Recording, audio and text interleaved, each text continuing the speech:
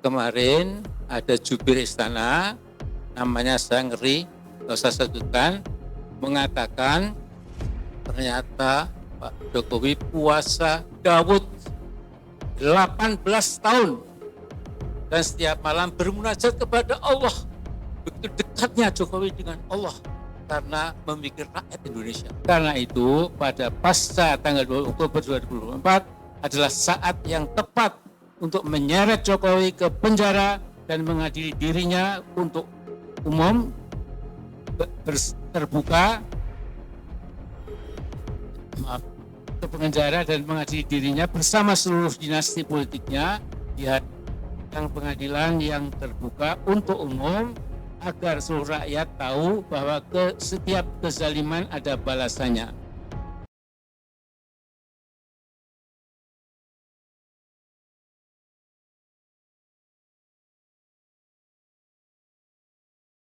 Assalamualaikum. Assalamualaikum warahmatullahi wabarakatuh.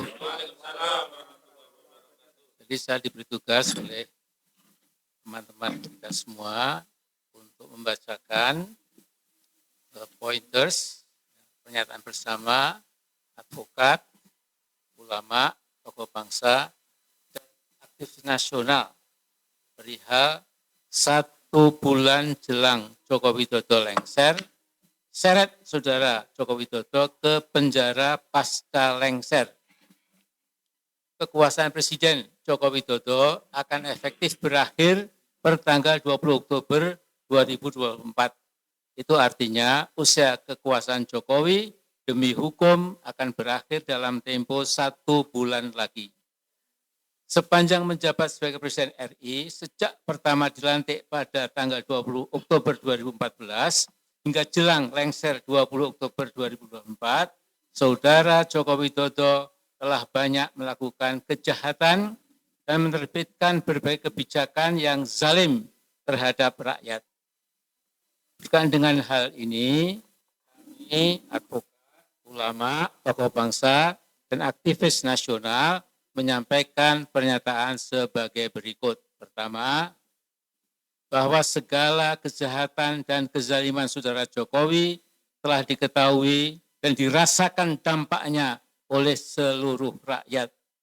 Kesulitan untuk menyeret saudara Joko Widodo ke meja hijau bukan karena ketiadaan bukti, namun lebih kepada karena adanya perlindungan kekuasaan dan imunitas jabatan Jokowi sebagai presiden yang membuat segala ikhtiar untuk menyeret Jokowi ke penjara untuk mempertanggungjawabkan perbuatannya menjadi kandas di tengah jalan.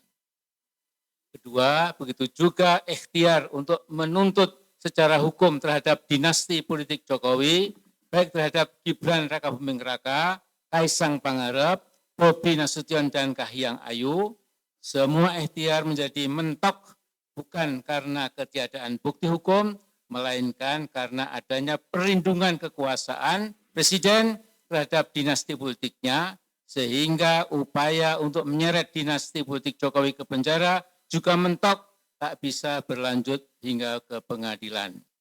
Ketiga, tanggal 20 Oktober 2024 adalah tenggat waktu akhir kekuasaan saudara Joko Widodo.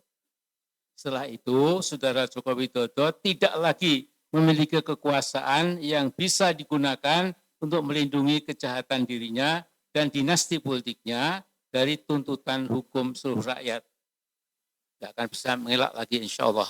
Karena itu pada pasca tanggal 2 Oktober 2024 adalah saat yang tepat untuk menyeret Jokowi ke penjara dan mengadili dirinya untuk umum terbuka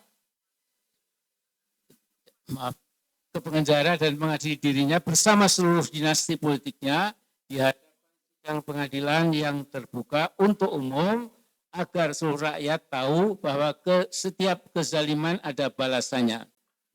Setiap kejahatan ada sanksi hukumnya dan setiap pemimpin yang khianat harus mempertanggungjawabkan pengkhianatannya kepada seluruh rakyat Indonesia. Keempat, sejumlah kejahatan dan kezaliman saudara Joko Widodo termasuk tetapi tidak terbatas pada kasus ijazah palsu Jokowi, kasus kebohongan mobil SMK, kasus pembantaian kilometer 50, kasus tragedi Kanjuruan, kasus tragedi 894 KPPS yang mati pada pemilu 2019, kasus perampasan tanah rakyat berdalih PSN di Rempang, kasus perampasan tanah rakyat di berdalih PSN di PIK. 2. Kasus perampasan tanah rakyat berdalih proyek IKN di Kaltim, kasus perampasan hak buruh melalui Undang-Undang Omnibus Law Cipta Kerja, kasus pembungkaman HTI dan FPI, kasus penistaan agama, kasus tuduhan terorisme pada ulama dan aktivis, kasus mendiskreditkan ajaran Islam khilafah, kasus pecah belah umat Islam, kasus pecah belah parpol, dan perampasan kedaulatan partai politik, dan berbagai kejahatan dan kezaliman lainnya harus dibawa ke proses hukum di pengadilan untuk dimintai pertanggungjawaban di muka hukum. Kelima, kasus dugaan ijazah palsu Gibran dan usia Gibran yang belum genap 40 tahun menjadikan Gibran Raka Buming Raka tidak memenuhi syarat untuk menjadi Wakil Presiden Republik Indonesia. Karena itu, segenap rakyat nantinya harus menuntut MPR RI untuk melakukan sidang istimewa dengan agenda memakzulkan Gibran Raka Buming Raka dari jabatannya sebagai Wakil Presiden, sekaligus memilih dan menetapkan wapres penggantinya. 6.